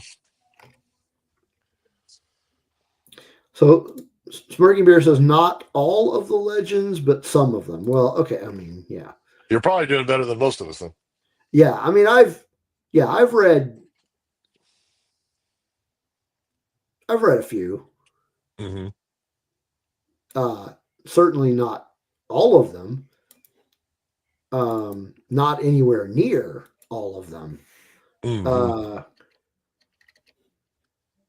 I'd be interested to see even like a list of all of what's considered to be EU, because Yeah. I mean I like the Kenobi novel, which came out shortly before, like in Plagueis, for instance, which I'm looking at right here on my shelf. That is considered EU. That is considered EU. Yeah. So, I mean, those in like I have The Force Unleashed. I have what's some of the other EU ones? I mean, I've got all kinds of them in here that are EU, considered EU Yeah. now. So it's interesting. But um hell, really, yeah. And you know what? That's honestly probably not including like encyclopedias or timelines or blueprints or photos. I mean, I don't even know if that's what they're actually including into that. So it'd be interesting to to see where those come out in the whole thing too. Yeah. Um.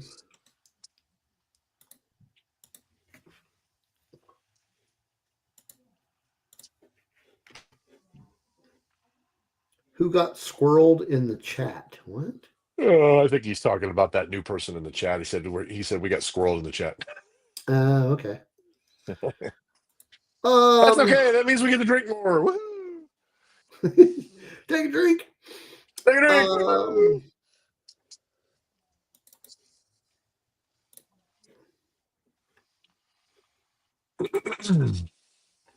Yeah, I haven't read. I haven't read very many of them. Now, if you want to talk EU comic books, I have read quite a few of those. Mm-hmm. Like, yeah, I've read many. Mm-hmm. Probably still, even though I've read a lot, I probably still have not read all of them. Because I think go ahead. Speaking of which, I have somewhere, I think it's over there. I actually have an original copy of Star Wars #2. Like It's the an Marvel original, one? yeah, it's an original print. It's an original print. It's an original Marvel print. Let me see if I can hang on a second. I think it might be over here. Yeah, here it is. Speaking of comics. Oh wow! It's a bonus show my thingy. Bonus show my thingy. Yeah, bonus show my thingy. Look at that. Yeah, show my thingy. it's a Star Wars. Yeah, Star Wars Marvel comic group, and it's a original copy of Star Wars #2. That's cool. That's cool. Yeah. All right. Well, what other changes to pop culture or culture in general can you think of that Star Wars has affected? Um, well, actually, one of the things I wanted to kind of touch on briefly was I don't know how many people actually know this, but there is actually people have come up with religions uh, based on Star Wars in some cases. And what I mean most specifically is like the Jedi religion. There are actually people who started Jedi religions out there based on the philosophical principles of the Jedi Order from Star Wars, and which is crazy to me. I had to look these up several years ago, and yeah, that there is actually religions and philosophical movements based on that, which I think is kind of interesting. And I guess what that kind of segues into is like for these cards and stuff, like these cards that I had that came up and stuff like that. The philosophical movements. Like one of the things in pop culture that's been affected the most, and it sounds like quotes that when we say them from movies, like quotes from Yoda. For instance, do or do not, there is no try. For some people who get so into the philosophical aspect of Star Wars and its quotes, it's not just about a quote. It's just something that they heard on some type of artistic medium that actually showed them inspiration in their life. And I think Star Wars has done, it's even done it for like, I mean, personally, to be honest with you, it's one of those things that's done it for me.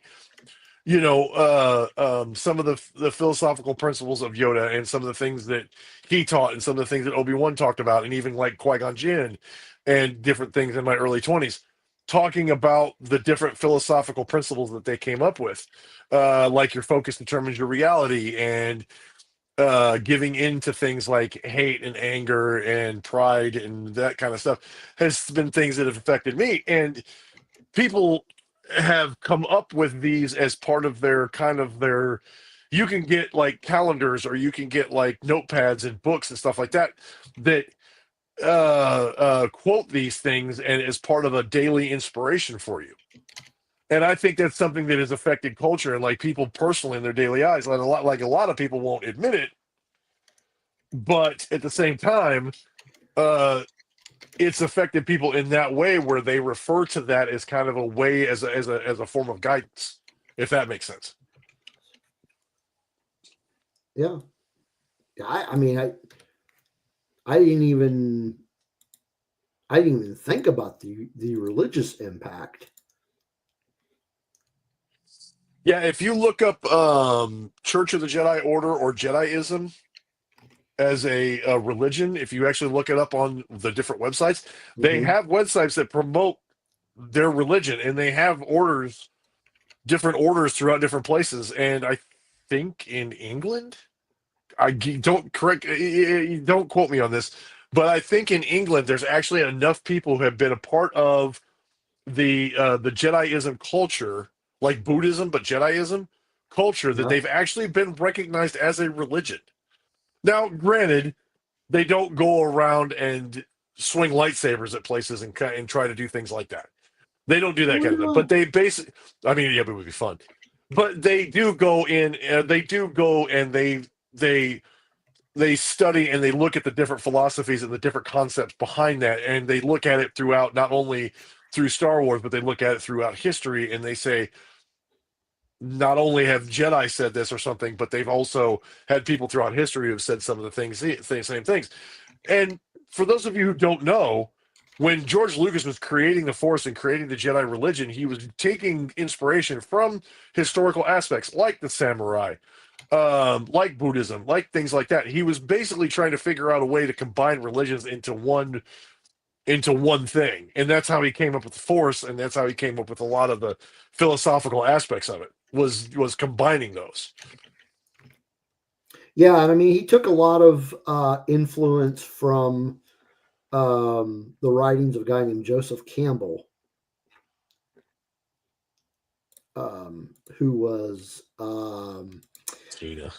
I want to say he was he was a writer, obviously, but I think he was a professor. Mm-hmm. Yeah, he was a professor of comparative mythology and comparative religion. But Mm-hmm. So, I mean, and like I said, if you look up, yeah, if you look up, there's actually Wikipedia has a page on it. My sister just sent me this. It's if you look it up, there's a Wikipedia page on it. You can Google Jediism and the Church of the Jedi Order, and you can actually find it. I mean, you know, if you need to find a better example of cultural impact, when people create entire churches and religions around something that was originally a concept for a movie, that's doing something. That's definitely a huge cultural impact. so I know this isn't like impactful for society as a whole, but see, you mentioned Wikipedia, and when I first discovered Wikipedia back in, oh man, when was it? When did Wikipedia get its start? Now I don't remember. But yeah, way back in the day when Wikipedia first started, um, the only reason that I was using it was to look up because it had a lot of Star Wars information on it. And that was the only thing I used it for. I was looking up Star Wars stuff. Um, Here's the fun little thing, and I actually have this backwards. Here's a fun little fact that came up and about Jediism and the Jedi religion. It says it may sound wacky, but in 2015, the U.S. government recognized Jediism as an international ministry. And it says the movement withdraws inspiration from the mythology of the Star Wars films has had less luck in the United Kingdom. So I actually had it backwards. 2015, the U.S. government recognized it as a international ministry, but in the United Kingdom they didn't have as good a luck. But wow. here they've been given religious status, which is crazy to think that you actually can choose Jediism as your chosen religion if you so wish. That's crazy. It's kind of wacky. Yeah. Not gonna lie. So, Katie, are you talking about Wikipedia? Did that start in 2001?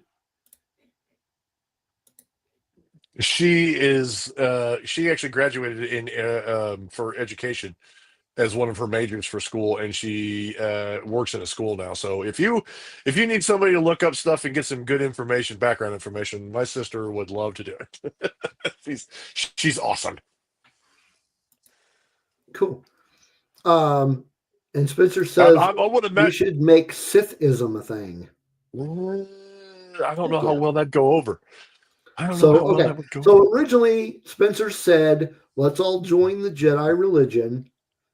Tina said, only if I can still be a naughty girl, Spencer. I ain't no nun. And then followed up with, can I still make chick jokes if I'm a Jedi? Probably not.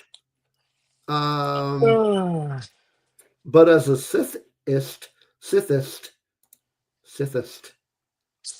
I like it. Sithist would Sithist. work. Sithist would work.